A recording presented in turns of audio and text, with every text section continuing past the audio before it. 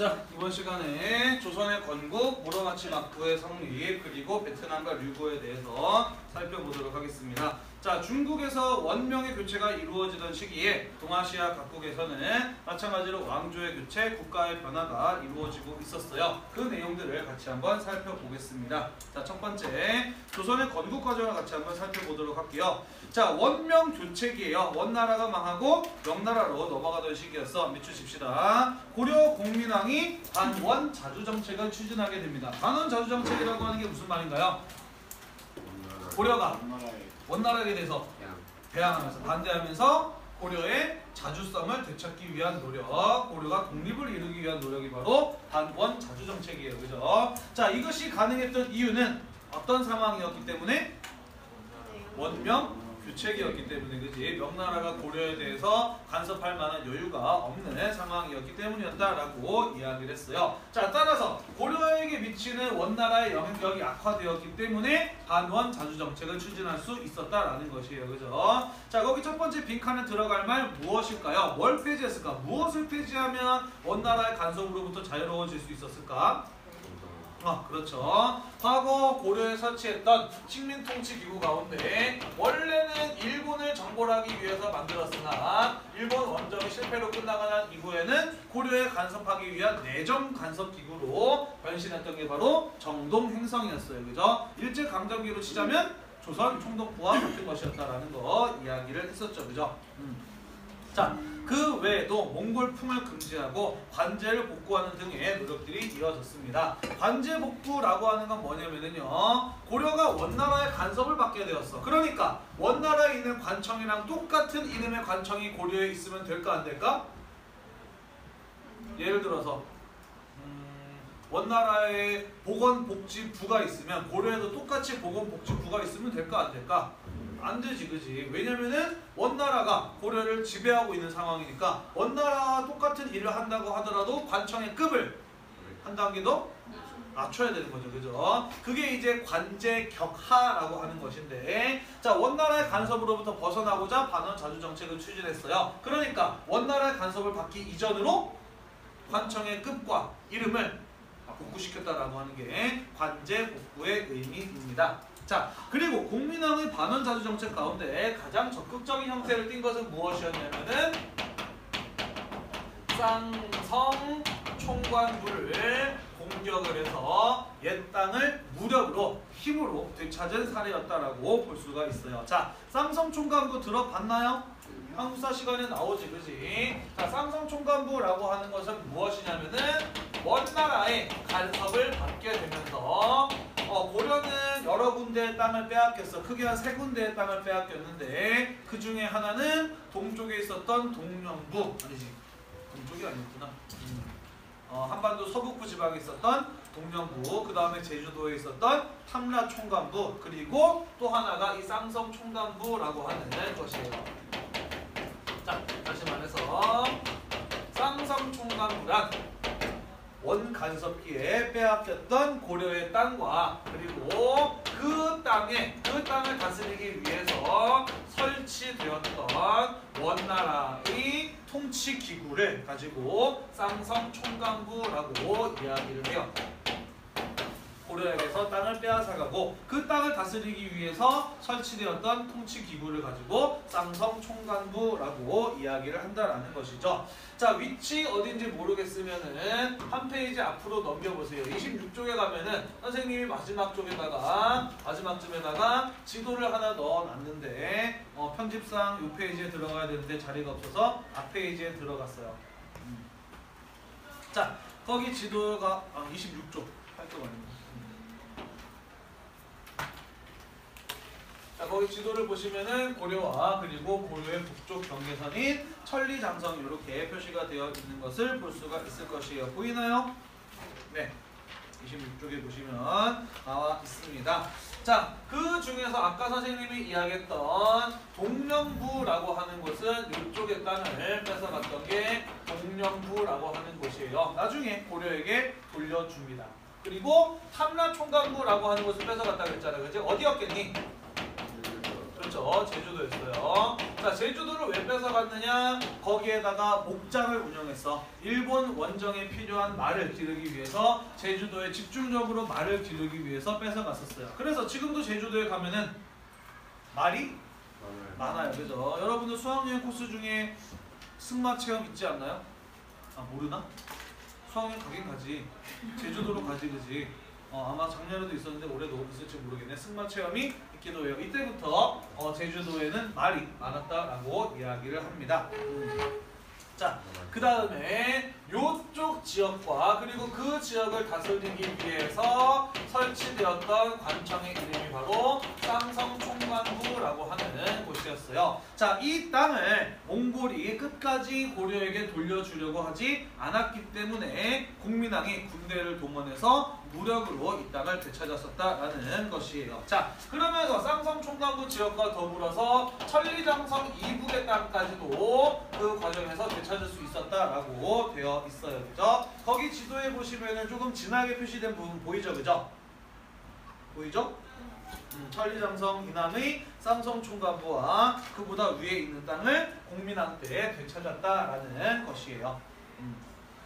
무력으로 되찾았다라는 것이죠. 자, 거기 보면은 표시가 안 되어 있는데 다시 27쪽으로 돌아올게요. 27쪽에 보시면은 쌍성총관부 공격 옆에 밑줄 칩시다. 천령 이북의 영토를 회복하였다라고 되어 있어, 그지? 찾았나요? 네. 자, 천령이라고 하는 게 뭐냐면은 바로 이 쌍성총관부를 넘어가기 위해서 쌍성총관부에 가기 위해서 넘어가야 되는 큰 높은 고개가 하나 있었어. 그 고개의 이름이 철령이었어. 그래서 쌍성총관부를 공격해서 그 땅을 되찾았다는 것은 천령보다 북쪽에 있는 땅, 천령 이북의 땅을 되찾았다라는 것을 의미한다라는 것이에요. 이해가 되니? 무슨 말인지? 네. 자, 전쟁을 해서 원나라랑 싸워서 땅을 되찾았대요. 그러니까 공민왕의 반원 자주 정책은 상당히 어떤 것이었다라고 볼 수 있을까? 성공적이었다 또는 적극적이었다라고 볼 수가 있겠죠, 그죠?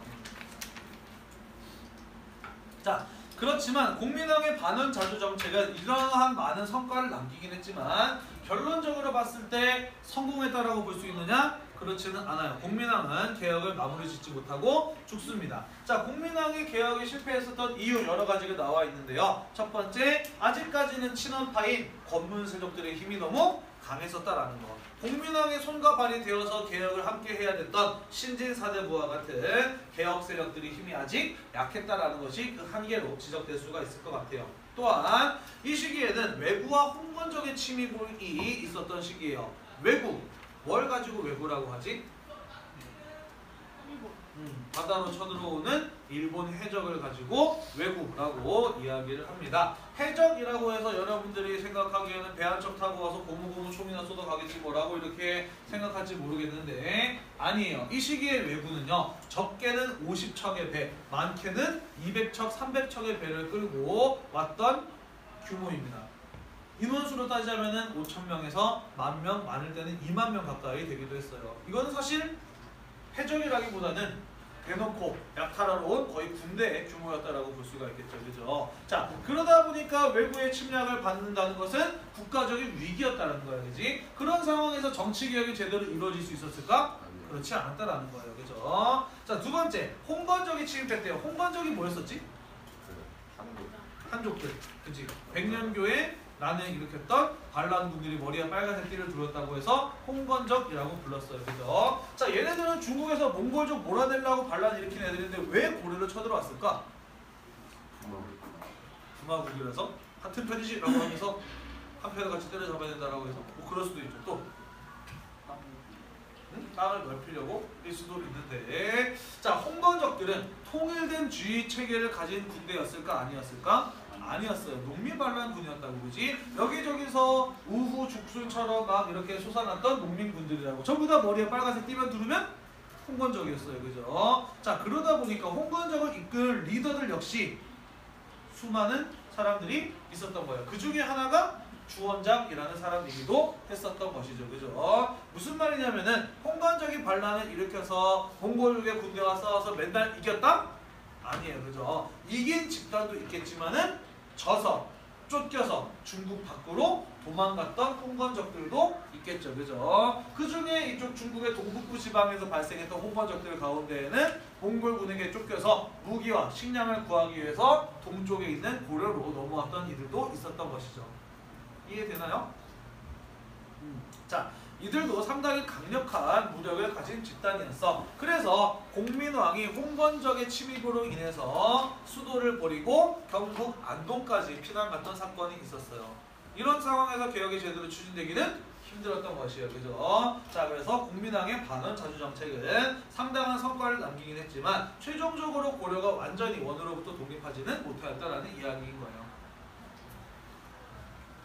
다음 교과서에 나오지 않는 실패의 원인들도 있어요. 혹시 봤을라나? 쌍화점이라고 하는 영화 아니? 몰라요? 봤니? 아는데 못 봤어? 봤는데 안 본 척하는 거 아니고? 그 쌍화점이라고 하는 영화가 공민왕을 다룬 영화죠. 사실을 기반으로 했는데 거기 보면은 주진모라는 잘생긴 배우가 공민왕의 역할로 나오고 조인성이라고 하는 알지? 요즘 많이 늙어서 안타까운데 그때만 하더라도 정말 미소년이었는데 미소년 배우가 공민왕의 호위무사로 나오죠. 고려사, 조선시대 때 쓰여진 고려 역사책인 고려사에 보면은 이런 이야기가 있어요. 수업 시간에 좀 교과서에 실기 좀 민망한 내용이긴 한데 공민왕의 부인이 누구냐면 노국대장공주라는 여자였어. 공민왕은 원간섭기의 왕이니까 부인도 당연히 몽골의 공주예요. 그죠? 그게 이제 노국대장공주였거든. 이 노국대장공주는 공민왕이 반원 자주 정책을 취하는데 자기 친정에 반대하는 정책을 함에도 불구하고 공민왕을 믿고 지지해줬던 사람이에요. 그러니까 공민왕 입장에서 얼마나 고맙겠어, 그지? 그래서 굉장히 사랑했던 부인이었어. 근데 노국대장공주가 아이를 낳는 과정에서 난산이 돼서 애 낳는 과정에서 이제 어려워서 죽어요. 그리고 공민왕은 다녀오세요. 안 찍혀. 여기 준재 뒤통수까지밖에 안 찍혀. 그리고 공민왕은 그 노국대장공주의 죽음에 큰 충격을 받아서 살짝 정신이 이상해지기 시작했다라고 해요. 원래는 되게 정상적인 사람이었는데 부인의 죽음으로 인해서 큰 충격을 받아서 그런지는 몰라도 정치를 돌보지 않고, 정치는 신돈이라고 들어봤지?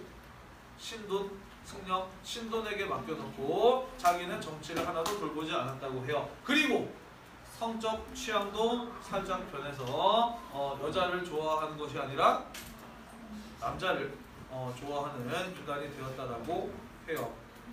그래서 호위무사들을 뽑는다고 해서 자제위라고 하는 호위부대를 만들었는데 뽑는 기준이 뭔가 봤더니 용맹하고 잘 싸우는 순으로 뽑는 게 아니라 예쁘고 잘생긴 남자애들을 중심으로 뽑아서 항상 호위무사들과 방에 틀어박혀서 나오지 않았다라는 이제 그런 이야기가 전해집니다. 그 쌍화점의 내용도 그렇지. 조인성이 이제 주진모에게 호위무사로 이제 발탁돼. 그래서 둘이 사랑에 빠지는 그런 내용이죠. 그런데 공민왕이 자꾸 그렇게 이제 미친 짓을 하고 신하들이 자꾸 이제 왜 그러느냐, 좀 제대로 좀 왕 노릇 좀 해라라고 잔소리를 하니까 더 막 이제 난폭하게 공격하고 그러다가 결국에는 이 왕을 살려둬서는 안 되겠다 싶어가지고 결국 호위무사 중에 하나가 왕을 때려 죽입니다. 그래서 공민왕이 사망을 하게 되죠. 쌍화점의 내용도 그래요. 그 조인성이 그 러닝맨 나오는 여자 누구야? 송지호? 송지호, 거기도 송지호 굉장히 파격적인 배드신이 쌍화점에 나오죠. 러닝맨에서는 상상할 수 없었던. 아무튼 거기서 이제 송지효하고 조인성이 사랑에 빠지게 되면서 조인성이 이제 주진모를 죽인다라는 거 이제 이런 내용으로 나오거든요. 아무튼 요게 이제 또 반원 자주 정책이 중간에 실패하게 된 원인이다라고 이렇게 이제 또 역사서에 써 있긴 한데 실제로 그런 일이 있었을까? 진짜로 공민왕이 게이였을까? 알 수 없지, 그지? 그런데 왜 그런 내용이 써 있을까? 이게 언제 쓰여진 고려시대 역사라고? 조선시대 때 쓰였다고. 조선시대는 고려의 역사를 어떻게 기록해야 좋을까? 그렇지. 좋은 나라였지만 막판에 가서는 나라를 무너뜨리지 않고서는 안 될 만큼 나라가 개판이 되었다 라고 해야 조선의 건국이 정당화되잖아, 그지? 그렇기 때문에 고려 말의 왕이 공민왕에 대해서 일부러 안 좋게 기록했을 가능성도 배제할 수는 없어요, 그죠? 진실은 아무도 모르지. 아무튼 역사서에는 그렇게 써있다라는 거예요. 나중에 여러분들이 19세가 넘어가면은 한번 볼만한 영화라고 개인적으로 생각을 합니다. 자, 넘어갑시다. 자, 이러고 있는 동안 중국에서는 어떤 일이 일어났느냐? 원명의 교체가 완료되었어요. 자, 그래서 중국에는 명이라고 하는 새로운 국가가 성립이 되었어. 그런데 이 명나라가 고려에 대해서 어떠한 태도를 보였느냐? 밑줄 칩시다. 천령 이북의 땅을 요구했어요. 그러면서 천령 위에 설치를 통보했습니다. 무슨 말이냐면은 니네가 공민왕 때 무력으로 원나라로부터 빼앗아갔던 이 땅 원래 원나라 땅 아니냐. 지금 중국에서 원과 명의 교체가 이루어지면서 옛 원나라의 땅은 전부 다 명나라의 땅이 되었다. 그러므로 과거에 원나라가 가지고 있었던 요 땅도 당연히 명나라의 것이 되어야 된다. 내 나라 우리가 거기에다가 천령위라고 하는 통치기구를 설치해서 명나라가 거기를 직접 다스리겠다라는 것을 일방적으로 고려에게 통보해 왔다라는 거예요. 이해되니? 자, 명나라가 이 땅을 요구한 게 합당한가요? 말이 되는 소리를 했나요? 아니었어, 그지? 억지 부린 거예요, 그죠? 자, 왜 그럼 명나라는 고려에게 이런 말도 안 되는 억지를 부렸을까? 이유는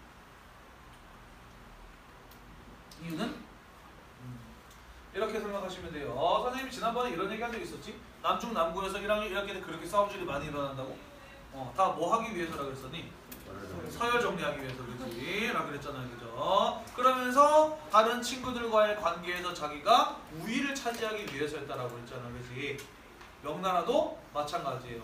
지금 동아시아에 명이라고 하는 새로운 전학생이 등장을 한 거야. 덩치도 크고 싸움도 잘하는 거지. 그래서 기존의 국가들과의 관계에서 자기가 먼저 우위를 점하려면은 시비를 걸거나 그지? 아니면은 무리한 것을 요구해서 걔가 내 말을 잘 따르는지 안 따르는지를 봐야 되는 거예요. 그죠? 다시 말해서 고려와의 관계에서 명나라가 우위를 점하기 위해서 한번 세게 질러본 거야. 그지? 고려가 어떻게 나오나 보기 위해서 한번 떠본 거죠. 자, 이러한 상황에 고려는 몰랐을까? 알아요, 그죠? 자, 그렇다면 이러한 상황에서 고려가 볼 수 있는 반응은 두 가지가 있어. 뭐가 있을까? 달라는 대로 땅을 주거나 아니면은 안 주고 버티거나 두 가지의 방법이 있을 수가 있겠죠, 그죠? 명나라가 예상한 것도 당연히 주거나 버티거나 둘 중에 하나일 거라고 생각을 했는데 고려가 선택한 것은 제3의 선택이었어요. 무엇이었느냐? 당시 고려의 왕은 우왕이었고요. 우왕과 함께 고려의 권력을 장악했던 사람은 바로 최영 장군이었죠. 들어봤죠? 홍건적과 왜구를 물리치는 과정에서 급성장한 두 명의 장군이 있어서 넘버1이 최영이고 넘버2가 이성계 장군이었죠. 그래서 자, 이 최영 장군의 경우는 굉장히 호전적인 사람이야. 싸우기를 좋아하고요. 용맹한 사람이에요.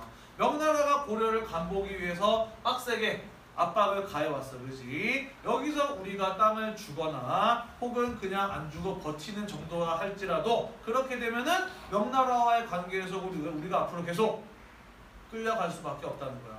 그래서 우리가 명과의 관계에서 끌려가지 않으려면 어떻게 해야 되느냐?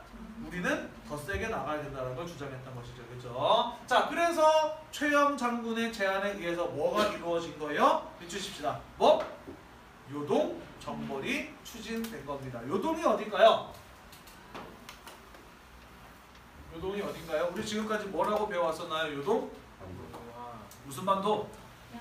야오뚱 반도라고 배워왔지, 그지? 여기가 바로 야오뚱 반도 요동이죠, 그죠? 자, 그래서 고려가 더 세게 나가서 요동을 공격을 해서 차지하자라는 이런 얘기가 나오게 된 것입니다. 그죠? 자, 그리고 우왕은 그대로 따르기로 하고요. 이때 요동정벌의 사령관으로 임명되었던 사람이 바로 누구였어요? 이성계 장군이었던 것이야. 그지? 자, 그래서 이성계 장군은 고려의 전 병력을 이끌고 요동정벌을 떠나게 됩니다. 그죠? 그러다가 그렇죠. 여기 압록강에 있는 섬 중에 하나가 위화도라는 섬이었어, 그지? 위화도에서 잠시 군대를 멈추었는데 비가 너무 많이 와서 강을 건너기가 힘든 상황이었다. 자, 그래서 어떻게 해야 될까를 고민을 하다가 결국 다시 돌아가기로 합니다. 그죠? 그게 바로 그 유명한 무엇이에요? 그렇죠. 위화도 회군이라고 하는 사건이에요. 그죠? 자, 이때 이성계가 왜 유동을 정벌할 수 없는지에 대해서 4가지 이유를 설명했어. 이른바 사불가론이라고 하는 것이었죠. 어떤 것이었냐면은 작은 나라가 큰 나라를 공격하는 것은 힘들다. 농사철이라서 농사일이 바쁜데 전쟁을 하는 것은 백성들을 가난하게 만들 수도 있다. 외구가 쳐들어오면 막을 병력이 없다. 여름이라서 날씨가 더워서 활에 사용하는 접착제인 악교가 녹으면 제대로 싸울 수 없다라고 하는 것이 그 이유였어요. 타당한 이유라고 생각이 되니? 물론 그럴 수도 있어요. 그죠? 하지만 이런 거 저런 거 따지다가 언제 전쟁하겠다라는 생각이 들기도 하죠. 그죠? 어찌 보면은 돌아가기 위한 핑계를 만들었다라는 생각도 들기도 하죠. 그죠? 자, 아무튼 이성계는 군대를 돌려서 개성으로 향했습니다. 개성에는 이성계의 군대를 막아낼 만한 힘이 병력이 남아있지 않죠. 그죠? 자, 결국 이성계가 개경을 점령을 하게 되고요. 우호왕과 최영을 쫓아내게 되고 이성계가 고려의 실권을 장악하게 됩니다. 이후에 정도전과 같은 급진파 신진사대부들과 함께 새로운 나라를 세웠으니 그 나라 이름이 바로 무엇이었다? 조선이었다라는 것이에요. 그죠? 자, 조선 건국 옆에 나와 있는 연도에도 함께 밑줄을 칩시다. 자, 내가 연도 외우라고 얘기한 적 있어요? 없어요? 없어요. 그죠? 하지만 조선 건국 연도 정도는 외워두면은 써먹을 때가 많습니다. 몇 년? 조선의 건국 1392년이에요. 자, 콜럼버스가 아메리카 대륙을 발견한 게 언제일까요? 1492년이에요. 일본이 조선을 쳐들어왔던 임진왜란이 일어난 게 언제일까요? 1592년이에요. 요거 정도 함께 세트로 묶어서 외워두면은 써먹을 일이 꽤 많아요. 다른 거 연도 외우란 얘기는 안 하지만 요런 거 정도는 외워두면은 그 다음 내용들 순서 정리하고 하는데 굉장히 편리해요. 요런 거 정도 여러분들이 좀 기억을 해뒀으면 좋겠어요.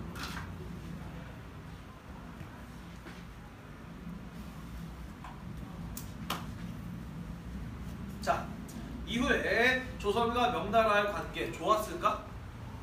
안 좋았어. 왜 안 좋았을까?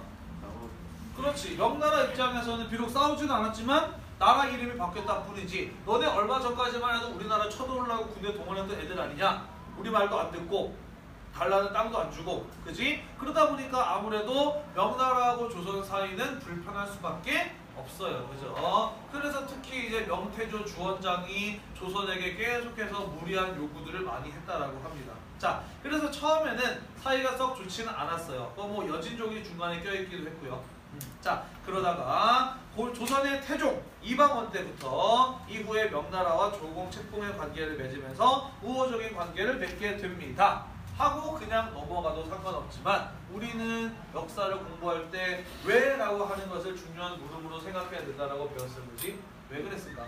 왜 사이가 안 좋다가 태종 이방원 때 가게 되면서 갑자기 급 사이가 좋아져서 조공을 받아주고 책봉을 해줬을까?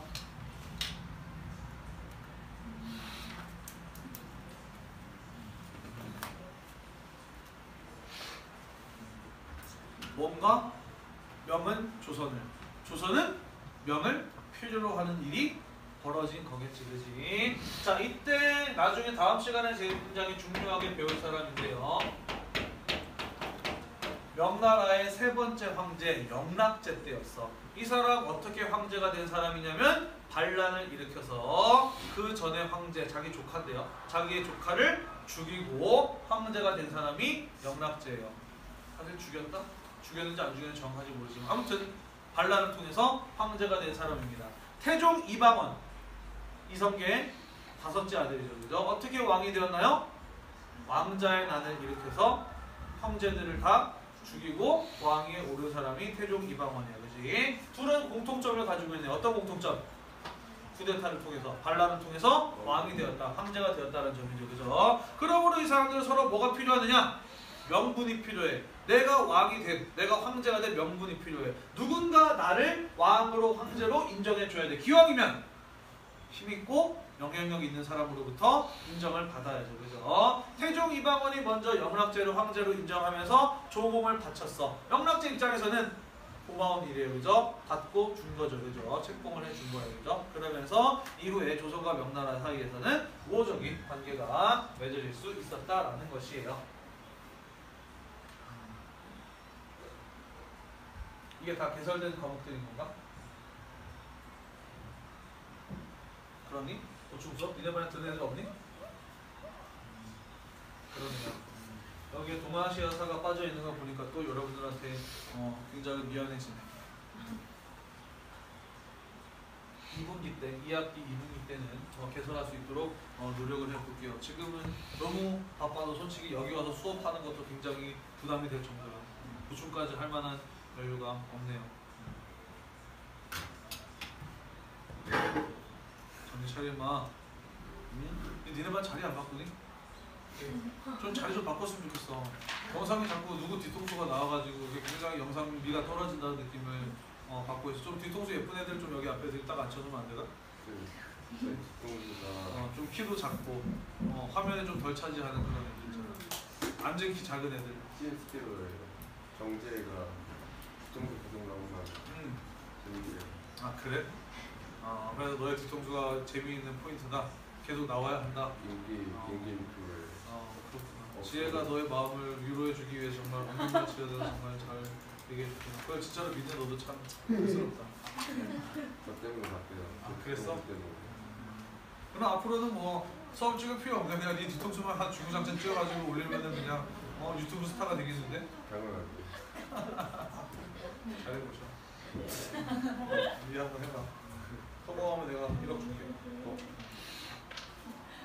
자, 그 다음 넘어갑시다. 일본에 이거 50분에 끝나나? 네. 이거 내 나소리 너무 오래 길게 오겠네. 다른 반들보다 여기 내가 좀 늦게 들어오기도 했고 저거 삼각대 가져오고 갔다 오느라고 또 늦어지게 됐구나. 일단 볼게요.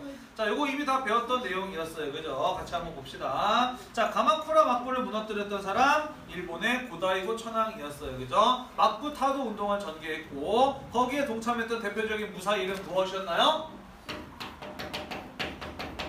아시카가 다카오지라고 하는 사람이었어요. 그지? 자, 그런데 아시카가 다카오지가 고다이고 천황을 도왔던 것은 천황을 위해서라기보다는 자신이 새로운 막부를 세워서 거기에 쇼군이 되기 위함이었어요. 그죠? 자, 그래서 이후에 아시카가 다카오지가 고다이고 천황의 군대를 격파하고 새로운 천황을 추대하였으니 밑줄칩시다. 그게 바로 누구예요? 고묘 천황이에요. 또 밑줄칠게요. 자, 그리고 아시카가 다카오지가 교토에다가 새로운 막부를 세웠으니 그게 바로 무슨 막부예요? 무로마치 막부였어요. 그죠? 자, 이 무로마치 막부가 세워졌어요. 그리고 새로운 천황이 추대되었어요. 하지만 기존의 천황이었던 고다이고 천황이 그 사실을 인정했나요?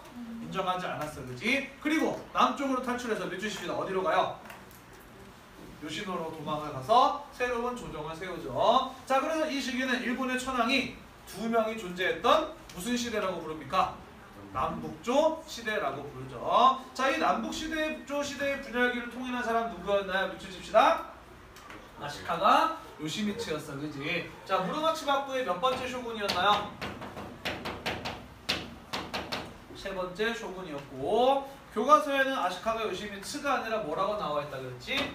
요시미스라고 나와있다라고도 이야기를 했었어요. 그죠? 자, 이때 어떻게 통일할 수 있었느냐? 수업 시간에 간단하게 이야기했어요. 그죠? 북조 천황의 대가 끊겼었는데 남조 천황에게 협상을 제안합니다. 그죠? 북조의 천황을 정통으로 인정하되 북조 천황의 대가 끊기면 그 뒤를 남조의 황태자가 잇도록 하자라고 협상을 제안해요. 그래서 그것을 남조가 받아들이게 되면서 아시카가 요시미츠 때 남북조의 통일을 이룰 수 있었다라고 이야기를 했었습니다. 기억나니? 네. 자, 이후에 아시카가 요시미츠는 전국적인 지배권을 확보하게 되고요. 일본 내 자신이 유일한 지배자의 인정받기 위해서 밑줄칩시다. 뭘 했어요? 명나라와 조공과 책봉의 관계를 맺게 됩니다. 그죠? 자, 그러면서 이 사람이 명나라로부터 받았던 책봉의 직위 이름 뭐였어요? 한? 왕? 무슨 왕? 아직 시험이 한 달이나 남았지, 그치? 일본국 왕으로 책봉을 받았다라고 이야기를 했었습니다. 기억나나요? 그러면서 일본국 왕으로 책봉을 받았다고 해서 이 사람이 쇼군이지 천황이 된 것은 아니다라는 걸 기억해 두자라고 참고적으로 이야기를 했었잖아요. 그치? 얘기했었죠? 네. 기억나죠? 자, 그렇다면 아시카가 요시미스를 일본국 왕으로 책봉해준 명나라 황제는 누구였을까? 당연히 그렇죠. 인정받음이 필요한 영락제죠. 서로에게 다 인정이 필요했기 때문에 주고받은 거예요. 그죠? 영락제인데 조금과 책봉의 관계를 맺게 됩니다.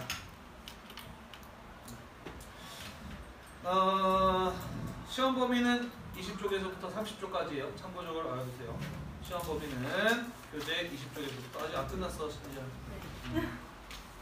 자, 이후에 16세기 중엽까지 명나라에 밑줄칩시다. 조공 무역선을 파견을 해요. 명나라와 조공과 담례를 통한 형식의 무역이 이루어졌다라는 소리가 되겠죠, 그죠? 자, 그 뒤에 조선의 세종이 밑줄칩시다. 삼포를 개항을 해요. 자, 삼포라고 하는 것은 한반도 남부의 세 개의 항구를 말해요. 어디냐면은 부산, 울산, 경남, 진해 이 세 군데가 바로 조선이 일본 사람들한테 무역하라고 열어준 항구 세 군데입니다. 자, 왜 항구 세 개를 열어주고 무역을 하라고 허용을 해줬느냐? 목적은요, 일본에서 넘어오는 해적인 왜구를 방지하기 위해서였어. 왜냐면 왜구들의 경우에는 물론 때려잡아야 될 도적이기도 하지만 그들이 발생하는 원인을 해결해 주지 못하면 때려잡아봐야 또다시 왜구가 발생할 거예요. 그죠? 왜 얘네들이 도적질을 하는가 봤더니 왜구는 대체로 일본에서 식량이 부족한 지역에서 발생하더라라는 것을 알아냅니다. 그래서 얘네들한테 가서 말하는 거예요. 치사하게 와서 약탈해 가서 먹지 말고 정정당당하게 조선의 항구에 와가지고 무역해서 먹을 거 사가라 라고 허용을 해준 겁니다. 그래서 외부의 약탈 행위를 막고자 했던 것이 바로 세종 때 삼포의 개항이라는 것이죠. 이해되나요? 자, 그래서 이후에 일본은 명과의 조공무역, 조선과의 삼포무역을 통해서 활발한 교역이 이루어지기도 했었다라는 것이에요. 자, 베트남과 일본까지 했어야 되는데 내가 늦게 들어오는 바람에 친구를 조금 불편해. 다음 시간에 좀 마저 이어서 살펴보도록 하겠습니다. 자, 시험 범위 줄어들지는 않을 거예요. 20쪽에서 30쪽까지 시험 범위 이번엔 조금 넓으니까 충분히